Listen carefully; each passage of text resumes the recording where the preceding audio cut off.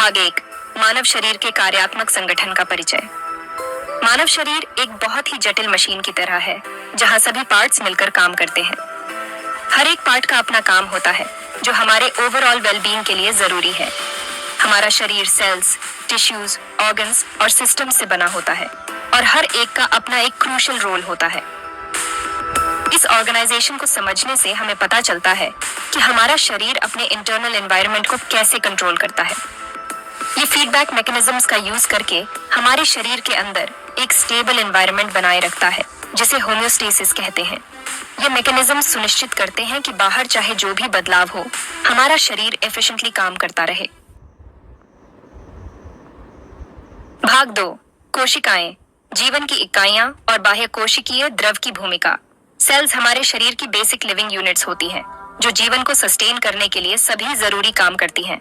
Extra cellular fluid sales को surround करता है। ये फ्लूइड सेल्स को न्यूट्रिएंट्स पहुंचाता है और वेस्ट प्रोडक्ट्स को रिमूव करता है।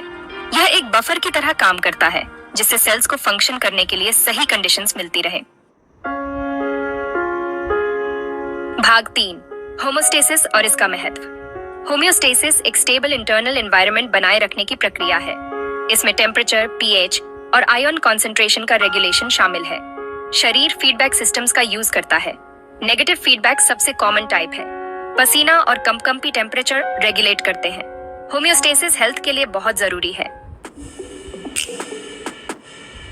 भाग 4 रक्त परिसंचरण, तंत्र और बाह्य कोशिकीय द्रव के परिवहन में इसका कार्य।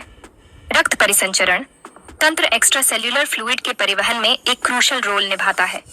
इसमें हार्ट, ब्लड वेसल्स और ब्लड होते हैं जो इसे पूरे शरीर में सर्कुलेट करते हैं। ब्लड न्यूट्रिएंट्स, ऑक्सीजन और वेस्ट प्रोडक्ट्स को कैरी करता है, सेल्स तक ऑक्सीजन और न्यूट्रिएंट्स पहुंचाता है और वेस्ट को रिमूव करता है। यह एक्सचेंज कैपिलरीज में होता है जहां ब्लड प्लाज्मा और इंटरस्टिशियल फ्लूइड इंटरैक्ट करते हैं। सर्कुलेटरी सिस्टम हार्मोन्स और दूसरे सिग्नलिंग मॉलिक्यूल्स को डिस्ट्रीब्यूट करने में भी मदद करता है।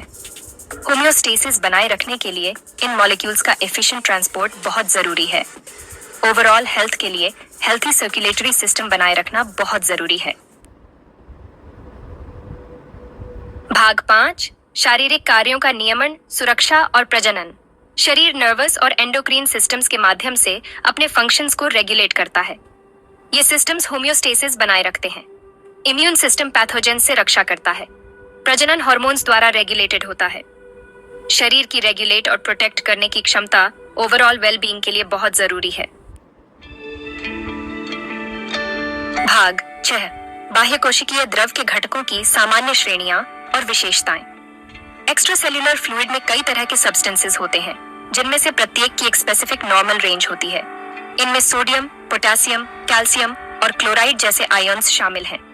सोडियम फ्लूइड बैलेंस और नर्व फंक्शन के लिए, पोटेशियम मसल फंक्शन के लिए और कैल्शियम बोन हेल्थ के लिए बहुत जरूरी है। एक्स्ट्रा सेल्यूलर फ्लूइड का पीएच भी रेगुलेट होना चाहिए जिसकी नॉर्मल रेंज 7.35 से 7.45 है। भाग 7 नियंत्रण प्रणालियों की विशेषताएं, नकारात्मक और सकारात्मक प्रतिक्रिया।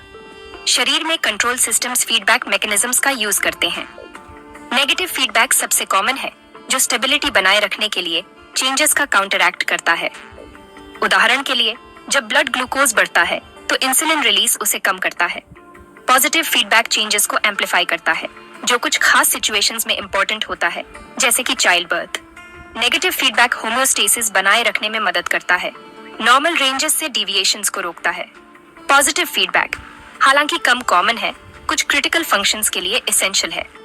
इन मैकेनिज्म्स को समझने से यह समझने में मदद मिलती है कि शरीर अपने इंटरनल एनवायरनमेंट को कैसे मेंटेन करता है।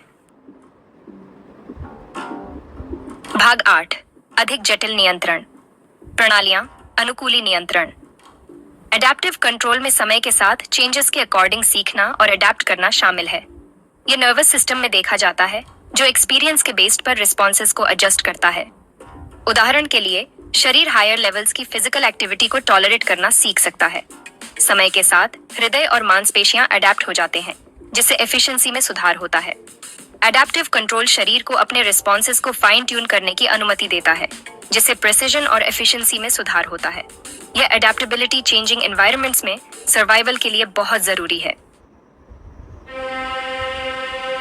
भाग 9 निष्कर्ष। शरीर की नियंत्रण प्रणालियों की स्वचालित प्रकृति। मानव शरीर इंजीनियरिंग का एक अद्भुत नमूना है जहां कंट्रोल सिस्टम्स ऑटोमेटिकली काम करते हैं। बेसिक सेल्यूलर फंक्शन से लेकर कॉम्प्लेक्स एडेप्टिव रिस्पॉन्सेस तक ये सिस्टम्स हमारे सर्वाइवल को इंश्योर करते हैं। होम्योस्टेसिस और फीडबैक मैकेनिज्म्स एक क्रूशियल रोल निभाते हैं। सर्कुलेटरी सिस्टम और इम्यून सिस्टम मिलकर सीमलेसली काम करते हैं।